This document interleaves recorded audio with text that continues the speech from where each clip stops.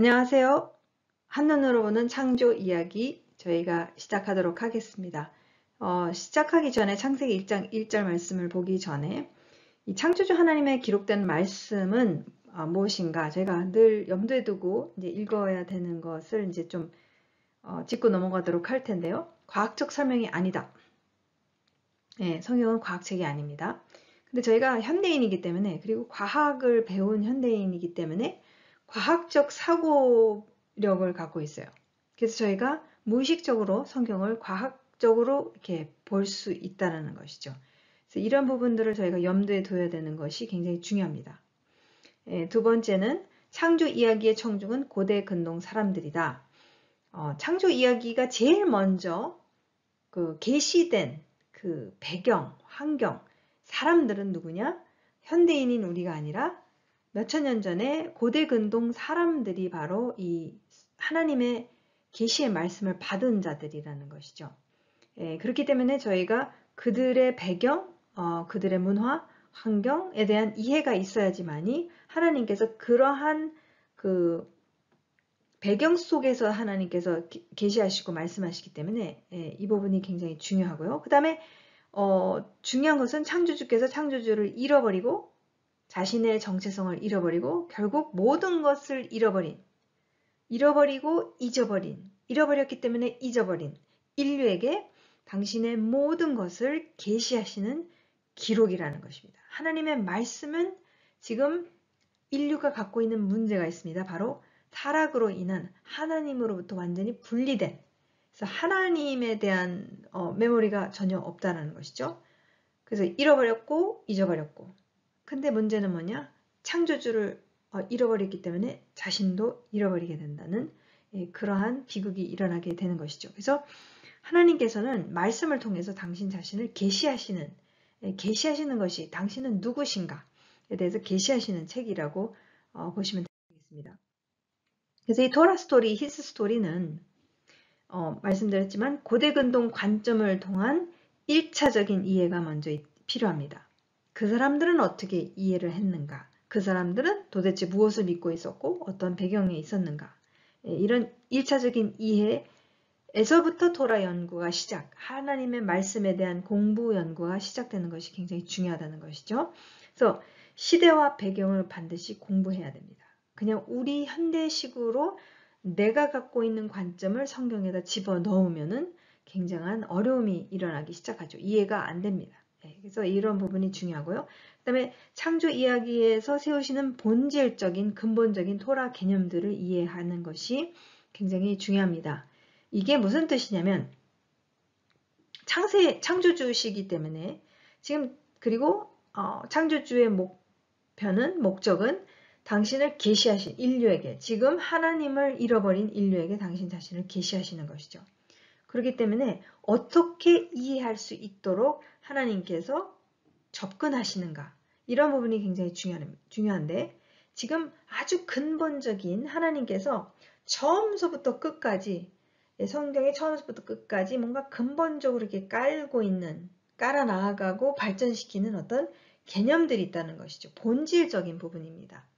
너무 본질적이기 때문에 시대와 문화와 그 모든 것을 다 장소를 갖다가 다 초월할 수 있는 그러한 말씀이라는 것이죠. 그래서 오늘날 우리에게도 적용이 될 수 있는 너무 본질적이고 근본적인 그런 개념들을 통해서 우리와 커뮤니케이션을 하신다는 것입니다.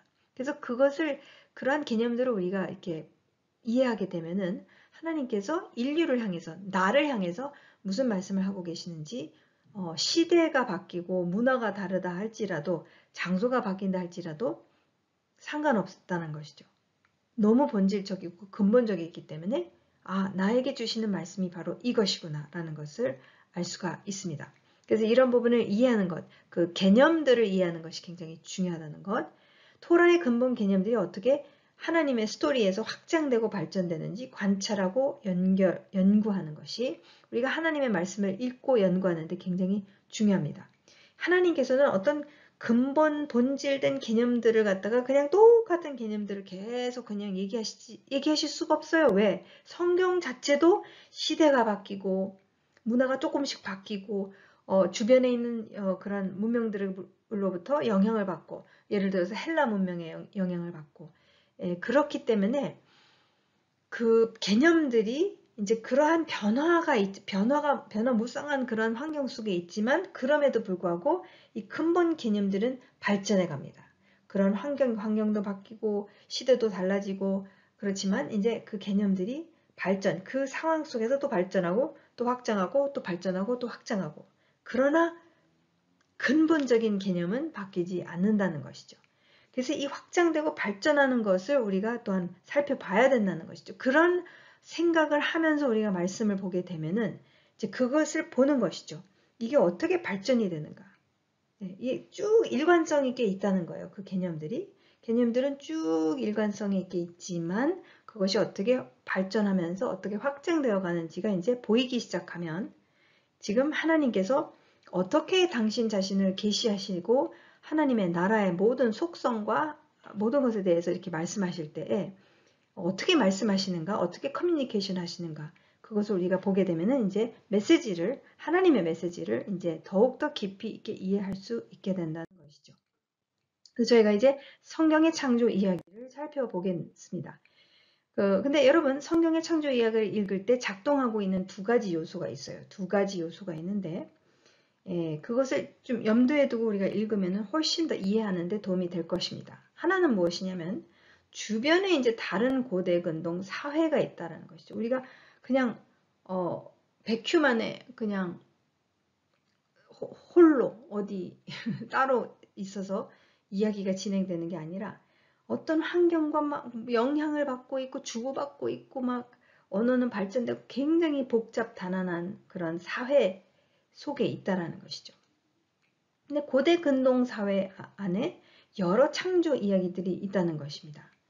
왜냐하면 기원에 대해서 설명을 해야 되기 때문에, 그런 뿌리가 없이는 그냥 무모하게 그냥 흘러가기 때문에 그렇게 살 수가 없다는 것이죠. 그래서 이 고대 근동 사회마다의, 그게 바벨론이든 이집트든 메소포타미아든 다 창조 신화가 있습니다.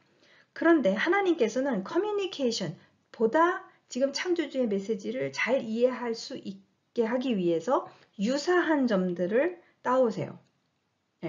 하나의 방법이죠. 그러니까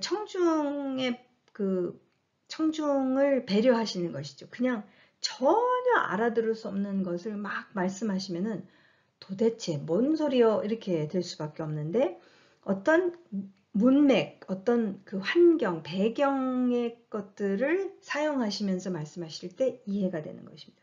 그러나 그렇다고 해서 유사하다고 해서 비슷하냐? 아니라는 것이죠. 동시에 다른 고대 근동 창조 이야기와 완전히 대조적이고 완전히 구별되고 전혀 다른 메시지를 창조주께서는 하고 계신다는 것입니다. 그래서 무엇이 그렇게 대조적이냐? 하나님의 창조 이야기는 모든 인류의 기원 이야기라는 것입니다. 방금 말씀드렸듯이 각 고대 근동 문화권마다 자기네들의 창조 이야기가 있었어요. 그러면 바벨론의 창조 이야기는 어디로 끝이 나냐면, 이제 바벨론이 형성됐다.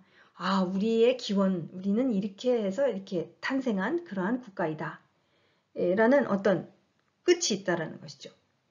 근데 지금 창조주께서는 창조주이시기 때문에 모든 인류, 모든 피조세계, 모든 것을 두고 당신은 말씀하실 수가 있습니다. 이것은 여기에서 예외된 사람은 아무도 없다는 것이죠. 모든 인류의 기원 이야기입니다. 그게 다릅니다. 두 번째, 어떤 끝이나 결말이 없습니다. 방금 말씀드렸죠? 다른 고대 근동 창조 이야기들을 보게 되면 끝이 있어요. 어떤 이집트가 어떻게 탄생하게 되었는가, 메소포타미아가 어떻게 탄생하게 되었는가, 그게 끝이에요. 그러면서 끝나요. 더 이상 없습니다. 그러나 하나님의 말씀을 보게 되면은 지금 천지 창조가 일어나는 것을 쭉 말씀하시는데 거기에서 끝나는 것이 아니라, 지금 그렇게 해가지고 사람을 만들었는데 사람이 이렇게 해가지고 저렇게 해서 그랬는데 이렇게 돼가지고 지금 끝이 없어 계속되는 이야기라는 것을 우리가 볼 수가 있습니다. 하나님의 이야기는 창조 사건에서 시작을 하지만 끝맺음이 없이 계속됩니다. 그래서 하나님은 그분의 이야기를 계속해서 이어가신다는 것이죠. 그게 메시지가 그냥 팩트만 딱 얘기하고 끝나는 것이 아니라 어떠한 의도와 어떠한 목적으로 지금 시작을 하셨는데, 그랬는데 이게 이렇게 돼가지고, 그래서 어떻게 하셨는가, 이렇게 하셨는데 이렇게 돼가지고, 이렇게 돼서 계속 얘기가 진행되는 것을 우리가 볼 수가 있죠. 예, 그러므로 말씀 안에서의 이 토라 개념들은 연결되어 있다는 것입니다. 하나님의 이야기가 끊어지지 않기 때문에 계속 이어지는 스토리이기 때문에 토라의 개념들도 다 연결되어진다는 것이죠. 그래서 일관성이 있게 쭉 발전되는 것을 우리가 볼 수 있습니다. 그래서 이것을 관찰할 수 있어요. 그래서 모든 인류를 상대로 한 창조주 하나님의 방대한 이야기에 우리는 주목하고 귀를 기울이는 것이 생명이라는 것이에요. 네. 방대한 이야기, 그냥 옛날 옛적에 뭐 첫째 날, 둘째 날, 셋째 날 해서 일곱째 날까지 하셔가지고 이렇게 하셨다. 끝이 아니라는 거죠. 그랬는데 어떻게 됐는데? 그래서 이렇게 돼서 이렇게 돼가지고 아유 그랬는데 이렇게 불순종을 했는데 결과적으로 이렇게 됐어. 근데 그 가족은 어떻게 그러면은 이런 결과적으로 살았을 때 어떠한 모습으로 드러나 라이프 스타일이 형성되었는가 막 이런 얘기가 계속 된다는 것이죠. 이 방대한 이야기 안에서 우리가 본질, 근본적인 것을 다루시기 때문에 저희가 주목해야만 합니다. 그래야지만이 나는 생명을 살 것이냐, 죽음을 살 것이냐, 빗나갈 것이냐, 적중할 것이냐. 예, 그것이 우리가 하나님의 말씀을 어떻게 바라보느냐, 나한테 어떻게 적용이 되느냐에 따라서 내가 빗나갈 수 있고 적중할 수 있는 삶으로 갈 수 있다는 거예요.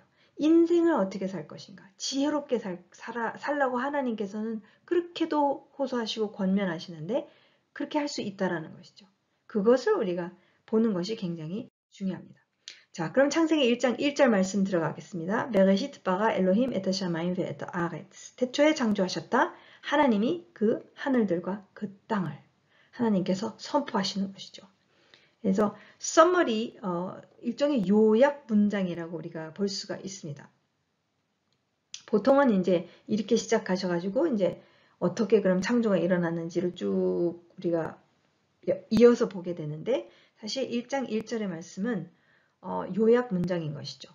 선포하시는 것이죠. 당신이 창조주라는 것. 어떻게 그럼 창조주라는 것을 말씀하시는가? 이 베레시트라는 단어를 보게 되면 벌써 우리가 알 수가 있습니다. 이 베레시트는 배 전치사 인 안에 에 레시트. 레시트는 시작, 태초를 의미하지만 그 어근은 로시입니다. 로시는 머리를 뜻하고 있습니다. 모든 것의 근원이라는 것이죠. 그 근원이신 분이 이제 뭔가 시작하신다는 거예요. 네. 영원 전서부터 계시고 우리랑 너무 다르시죠. 완전히 다르신 분이시죠.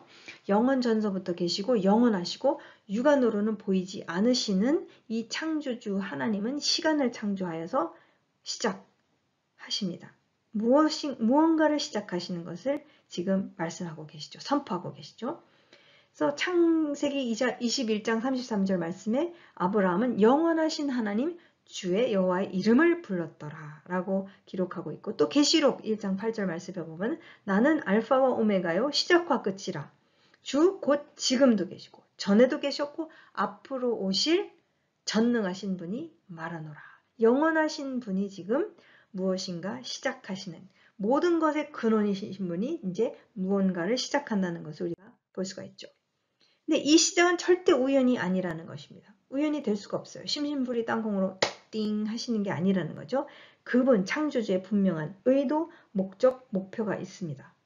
뭔가 시작했다는 것은 그죠? 뭐 아무 생각 없이 할 수도 있습니다만 지금 이제 이야기를 읽어 나가면 그런 분이 아니라는 것을 우리가 발견할 수 있습니다. 그래서 시간 밖에 존재하시는 이 영원하신 창조주 하나님은 이제 끝을 향한 어떤 목표를 향한 어떤 움직임을 이제 시작하시는 것을 우리가 볼 수가 있죠. 창조주 하나님은 시간의 주인으로 시작의 정의를 내리셔서 근원의 정의를, 근원이 나다 라고 하시면서 당신의 절대적인 권위를 세우시는 것을 우리가 1장 1절 말씀에서 보게 됩니다. 또한 하나님께서 태초에 하나님이 천지를 창조하시니라 했었을 때 이 하늘과 땅, 히브리어로는 하늘이 샤마임입니다. 그래서 사실 한글 번역본을 보게 되면은 천지로도 나왔다가 하늘로도 나왔다가 땅 따로 나왔다가 해서 번역이 막 조금씩 바뀌어요. 그러나 히브리어로는 일관성 있게 하늘은 다 샤마임, 천국 샤마임, 하늘 샤마임, 천 샤마임, 지 그러면 아렛 또는 에렛라는 단어를 계속 쓰고 있는 것을 우리가 보게 됩니다. 하나님께서 여기서 선포하시는 것은 무엇이냐면 창조주 하나님의 모든 것, 지금 그분이 이제 모든 것의 근원 머리이신 그분이 이제 창조화를 하시는데 그 창조하신 모든 것은 그분의 통치권 아래에 있다라는 것. 그것을 나중에 이사야 선지자가 이렇게 표현을 하고 있죠. 66장 1절을 보게 되면은 샤마임은 나의 보좌요, 하늘은 나의 보좌요, 땅은 나의 발판이라고 하나님께서 말씀하시죠. 샤마임, 지금 하나님의 보좌는 두 부분이 있는데, 두 영역이 있는데, 보이지 않는 샤마임의 영역이 있고 눈에 보이는 땅의 영역이 다 그게 다 하나라는 것이죠. 따로따로가 아니라 그 전체적으로 다 하나로 통치하고 계신다는 것을 이사야서에서 주님께서 말씀하고 계십니다. 하나님의 주권은 온 우주 만물 모든 영역에 달하고 하나라는 것을 분명하게 말씀하십니다. 이것은 나중에 나오죠. 그러나 하나님께서는 처음서부터 이것을 선포하십니다. 못을 박아 놓으시는 것이죠. 네. 하늘과 땅. 그래서 이 하늘과 땅의 영역에 대해서도 이제 일관성 있게 하나님께서는 쭉 말씀하실 것이고 끝에도 나오지 않습니까? 요한계시록에 보시게 되면은 새 하늘과 새 땅에 대해서 말씀하시고 새 예루살렘이 하늘에서 샤마임에서부터 땅으로 에레츠로 임한다라는 그런 표현을 쓰고 있는 것을 우리가 보게 되죠. 사도 요한도 다 알고 있었다는 거예요. 이 토라 개념, 일관적으로 창세기에서부터 쭉 이어가시는 하나님의 이 토라 개념에 대해서 요한도 알고 있었고 바울도 알고 있었고 네. 하나님의 말씀은 무엇이냐? 지금 선포하시는 것은 당신이 바로 온 우주 만물, 즉 샤마임과 땅의 통치자라는 것이죠. 네, 그것을 아예 1장 1절에서부터 선포하시고 시작하십니다. 여기서 중요한 전제가 무엇이냐면 조금 전에도 이제 언급을 했지만 창세기 1장 2장은 분명 온 우주 만물과 모든 인류의 기원 이야기입니다. 어떻게 창조하셨는가를 기록하고 계세요. 그런데 그 이상이라는 것이죠. 그냥 팩트만 딱딱딱딱 해가지고 첫째 날, 둘째 날, 셋째 날, 넷째 날, 다섯째 날, 여섯째 날 우리가 주일학교 때 이제 그림으로 그리죠. 그리고 그게 다라고 생각을 하지만 그리고 가장 절정 클라이막스가 바로 인간이구나 라는 것을 우리가 배웠습니다. 그러나 그 이상이라는 것이죠. 동시에 창세기 1장 2절 첫 부분에서 우리 창조주 하나님은 이미 타락한 지 오래되어 창조주에 대한 메모리가 완전히 사라진 타락한 인류를 만나시고 계시는 것을 우리가 1장 2절에서 우리가 볼 수가 있습니다. 그렇게 보는 것이 더 메시지, 그러니까 하나님 창조주의 지금 계시하시고자 하는 그러한 목적 안에 그것이 더 분명한 그러니까 이해를 줄 수 있는 게 아닐까라고 제안하고 싶습니다. 그러니까 지금 구체적으로는 그 타락한 인류가 누구냐면 고대 근동의 위대한 인간 문명이었던 메소포타미아, 이집트 등에게 말씀으로 당신 자신을 계시하신다는 거예요. 너무 위대한 문명인데 문제가 너무 많습니다. 고통하고 있는 사회입니다. 그 가운데 지금 창조주께서는 그 문제를 지적하시고 지금 당신은 창조주로서 이런 문제가 있도록 창조하신 분이 아니라는 것을 짚고 넘어가신다는 거죠. 네. 그러니까 창조주 하나님의 이 이야기를 듣고 있는 고대 근동 청중과 대화한다는 거예요. 우리와 대화하듯이 우리는 현대인이죠. 그러나 이미 창조 그 이야기에서부터 시작하실 때 그 당시의 청중 고대 근동 사람들에게 대화를 하시면서 이제 당신을 계시하시는 것을 우리가 그렇게 보는 것이 이 메시지 현대인인 우리가 이 창조 이야기를 통해서 하시는 창조주의 메시지를 동일하게 받을 수 있는 게 아닌가. 왜냐면 나도 타락을 했었으니까요. 구원을 받았지만 이 타락한 인류였었기 때문에 똑같은 그 문제 안에 있었던 존재이기 때문에 그러나 구원을 받았는데 그럼 구원을 받아 새 피조물이 되었으면은 어떻게 시작해야 돼요? 다시 새 창조로 내가 다시 새 피조물이 되었기 때문에 새로운 거듭남의 탄생, 응애 하고 아기로 탄생한 것처럼 그럼 배워야 되는 거예요. 그죠? 새로운 창조물이기 때문에 그럼 창조주가 어떻게 창조하시는지 다시 처음으로 가서 배워야 된다는 거죠. 네. 그렇게 대화를 하고 계시는 게 아닌가라고 제안하고 싶습니다. 자, 창세기 1장 2절 말씀 우리가 보게 되면 땅이 혼돈하고 공허하며 흑암이 깊음 위에 있고 하나님의 영은 수면 위에 운행하시니라. 그래서 이 창세기 1장 2절 말씀을 보게 되면 세 부분으로 우리가 나뉘어지는 어떤 세 개로 나누어지면서 세 개가 지금 동시에 이렇게 연결되어서 움직이고 있는 것을 우리가 볼 수가 있습니다. 첫 번째 부분은 하나님께서 문제를 지적하고 계시는 부분이고 두 번째 부분에 대해 있어서는 지금 어떤 그러니까 선택의 여지를 주신다는 것이죠. 문제가 있는데 이 문제가 왜 있는지 그 문제를 계속 끌어안고 있으면은 계속해서 그 문제 안에 있을 것이고 그러나 전환할 수 있는 뭔가 변할 수 있는 길이 있다는 것을 제안하시는 것입니다. 제시하시는 것이죠. 그것이 바로 세 번째 부분이 바로 답이다. 세 번째 부분으로 와야지만이 이제 너희가 갖고 있는 이 타락한 인류 사회가 갖고 있는 이 문제에서부터 헤어나올 수 있는 것이다. 라고 이제 흐름인 것이죠. 그 대화를 하시면서 해결책을 말씀해 주시는 것을 우리가 같이 보도록 하겠습니다. 그래서 1장 2절 첫 번째 부분을 보면은 베하아렛 하이타 토후바보후 땅이 혼돈하고 공허하며 하나님께서 이 표현을 쓰심으로 인해서 도대체 뭘 말씀하기를 원하시는지 보통은 우리가 어떻게 배워왔냐면 저도 그렇게 배웠습니다만 지금 무에서 유를 하나님께서 창조하셨다. 그렇게 보통 많이 생각합니다. 이 말씀을 보면 아무것도 없는 곳에서 혼돈하고 공허한 가운데서 카오스가 와 있는 가운데서 말씀을 하셨는데 말씀을 하시니까 그게 나왔다. 그래서 말씀으로 창조하신 분이시다. 무에서 유. 보통 이제 그런 메시지가 있죠. 근데 그 이상이라는 것이에요. 저기서 살펴보게 되면은 이 땅에 대해서 그러니까 하나님이요 지금 우리 과학적으로 얘기하시고 있지 않다는 것을 금방 알 수 있는 게 지금 땅은 어디서 나왔나? 우리 현대인은 그렇게 생각하잖아요. 순서로 나와야 되잖아요. 근데 갑자기 땅이 나왔단 말이에요. 땅에 대한 얘기는 지금 3일째 일어나는데 땅에 대해서 지금 얘기하고 계신다는 거죠. 그러면 지금 순서 얘기하시고 계시는 게 그럼 아닌가? 그러니까 그런 것들을 질문해 봐야 됩니다. 근데 어쨌든 땅에 대해서 어떻게 묘사하고 계시냐? 토후와 모후라고 하신다는 것이죠. 혼돈하고 공허 또는 황폐하다. 이 토후라는 단어는 혼돈 또는 카오스를 말하고 있고 모후라는 히브리어 단어는 혼돈으로 인한 황폐함. 혼돈 때문에 결과적으로 결과적으로 황폐해졌다라는 것이죠. 그래서 완전히 황폐해서 어떤 상태냐면은 사람이 살 수 없는 상태까지 간 황폐함이 바로 이 모후라는 단어입니다. 그거 어떻게 알 수가 있는가?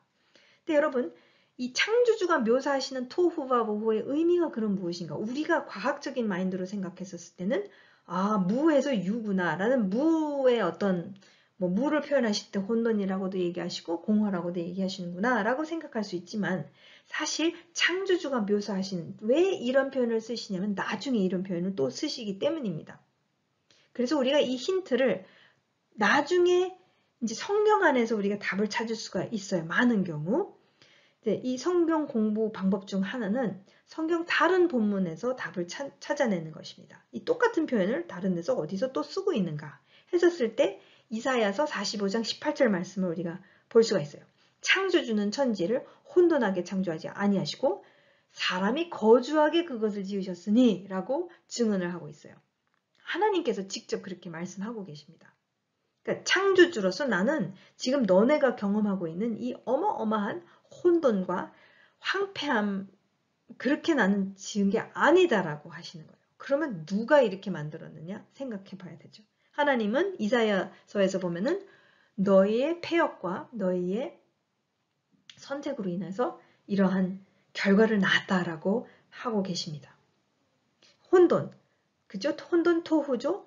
그 다음에 사람이 거주하게, 사람이 거주하게 그것을 지으셨다라고 했을 땐 지금 황폐해서 사람이 거주할 수 없을 만큼의 지금 상태가 됐다라는 것이죠. 그게 바로 보후죠. 나는 토후하고 모후하게 만들지 않았다라고 말씀하십니다.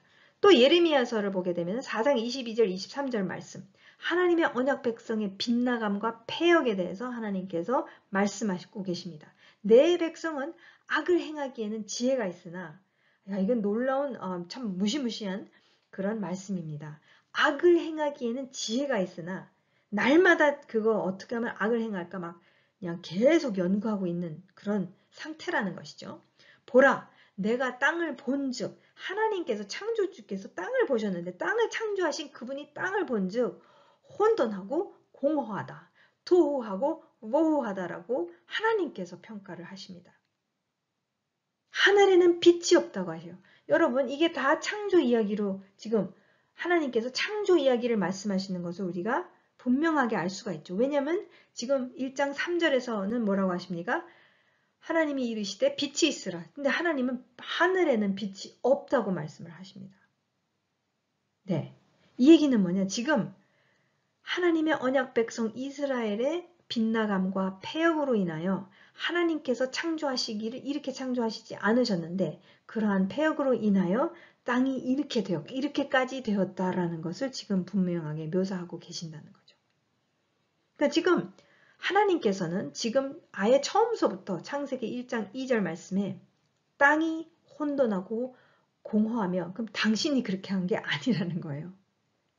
지금 인류가 하나님을 대적하고 하나님을 버리고 하나님을 한참 버린 지 오래되고 지금 악의 길로 지금 온 지 너무 오래된 상태에서 그렇게 될 수밖에 없다는 것을 지금 분명하게 말씀하고 계십니다. 너희의 사회가 왜 그런 줄 아느냐? 네, 지금 누구의 책임이냐 이거죠. 하나님의 책임이 아니라는 것입니다. 왜? 그렇게 창조한 분이 아니시기 때문에. 이제 그게 나올 겁니다. 이제 앞으로 쭉 나올 건데요. 그러니까 지금 고대 근동 청중에게 하시는 말씀입니다. 지금 그치? 맞지? 도후하지? 모후하지? 그게 왜 그런 줄 아니? 난 아니다. 하나님의 창조 이야기는 창조주 하나님을 대적, 구체적으로 진리와 정의를 저버리고 사회를 부패시킨 인류의 책임이 있다는 거예요. 인류가 그렇게 만들었기 때문에 이 상황이다, 이 상태다, 문제를 지적하고 계십니다. 창조주 하나님은 인류의 혼돈과 황폐함의 현실을 지적하시면서 이야기를 듣고 있는 고대 근동 청중과 대화를 시작하시는 거죠. 고통하고 있는 사람아, 이제 내 이야기를 들어보라. 이게 내가 시작한 게 아니라는 것이죠. 근데 여러분, 실제 고대 근동의 창조 이야기, 다른 창조 이야기들을 보게 되면은 진짜 신들이 모든 카오스를 갖다가 가져와요. 막 지네들끼리 싸우고 부딪히고 죽이고 막 찢고 굉장히 잔혹한 그런 이야기들을 보게 되면서 신들이 저러고 앉았어요. 신들이 저렇게 하고 있어요. 모든 황폐, 토후바보후는, 황폐함과 공허는, 혼돈은 신들의 책임인 것이죠. 그러나 하나님은, 이 창조주 하나님은 아니라는 거예요. 이 고통은 나로 비롯된 것이 아니다. 내 이야기를 들어보아라. 이렇게 하나님께서는 대화를 시작하십니다. 원래 창조주 하나님의 오리지널 창조의 목적, 의도와 디자인이 무엇이었는지를 이제부터 계시하시면서 당신의 스토리, his 스토리를 이제 펼쳐가실 거라는 거죠.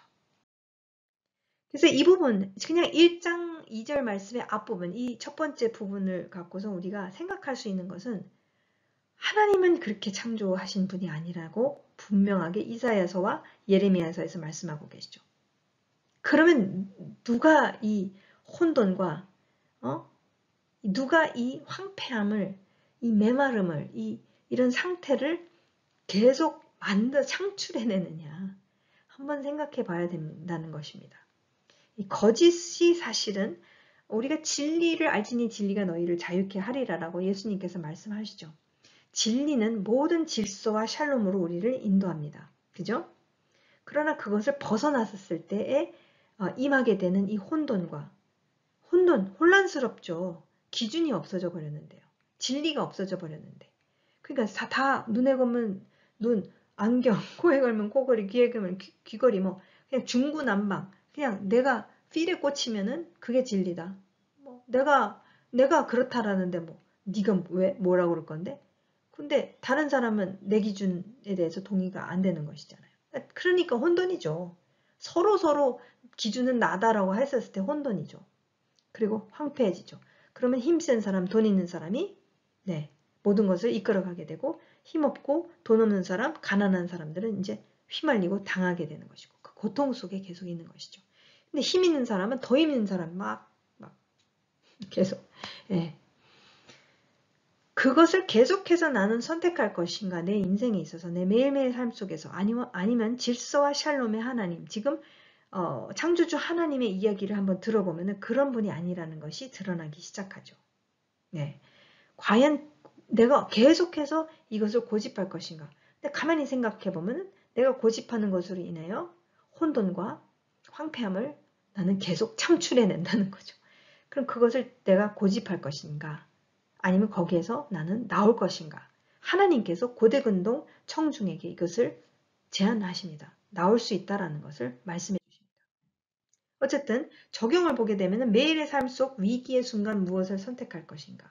우리가 위기에 있으면요. 그냥 되는 대로 상황 육안으로 보이는 상황대로 막 그냥 뭐 지푸라기라도 붙잡고 막 해결하려고 해요. 예. 근데 그게 많은 경우 혼돈과 황폐함을 선택하기가 쉽다는 것이고 무엇을 선택하든 내가 선택했기 때문에 그 결과를 책임져야 한다는 것입니다. 근데 지금 오늘날 책임 안 지겠다는 거죠. 다 손가락질이에요. 너 때문이야. 너 때문이야. 누구 때문이야. 부자 때문이야. 힘 있는 사람 때문이야. 이것 때문이야. 저것 때문이야. 결과에 대한 책임은 내가 져야 된다는 것이죠. 선택은 누가 할 것인가? 내가 한다는 것이죠. 혼돈을 원하는가? 아니면 샬롬, 온전함, 홀네스를 내가 과연 원하는가? 그것을 내가 선택할 것인가? 나 자신부터 의로운 선택을 하는 훈련이 필요하다는 것이죠. 진리에 근거한 모든 의로운 결정과 선택에는 하나님의 영이 이행하도록 능력을 베풀어 주십니다. 아멘. 다시 한번 진리에 근거한 모든 의로운 결정과 선택에는 하나님의 영이 이행하도록 능력을 주신다는 거예요. 나는 이렇게 가겠습니다. 하나님 이렇게 살고 싶습니다. 이것을 선택하겠습니다. 라고 한 발을 디딜 때, 믿음의 한 걸음을 디딜 때 성령님께서 하나님의 영이 능력을 부어주신다는 것이죠. 아멘. 그래서 우리는 이 훈련, 끊임없는 훈련을 통해서 변화가 됩니다. 혼돈과 무질서에서, 황폐함에서부터 샬롬과 질서로 우리는 이동할 수 있다는 것이, 변화가 된다는 것이죠. 보세요. 우리 자녀들에게 위기의 순간마다 이 진리를 알려주고 아이들의 위기의 순간이 얼마나 많아요. 미성숙하기 때문에 뭔가 하다가 안 되면 짜증이 막 나오기 시작하잖아요. 그죠? 그랬을 때 그것을 짜증과 이 분노를 선택하지 않도록 도와줄 수가 있는 것이죠. 그것을 그 자리에서 좀 숨을 돌릴 수 있도록 도와주고 그러니까 부모로서 도와줘야 되는 부분이죠. 그리고 거기에 집중, 몰빵을 하지 않고 잠깐 눈을 돌려서 이게 그렇게까지 막 화가 날 일 아니다. 한번 숨 돌리고 한번 생각해보고 네, 가이드를 해줄 수 있는 거예요. 진리를 선택하도록 권면하고 호소하고 자 이제 10대 가면 호소로 가는 것이죠.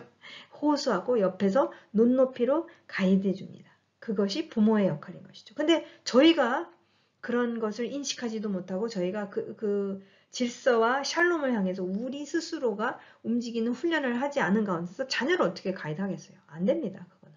네.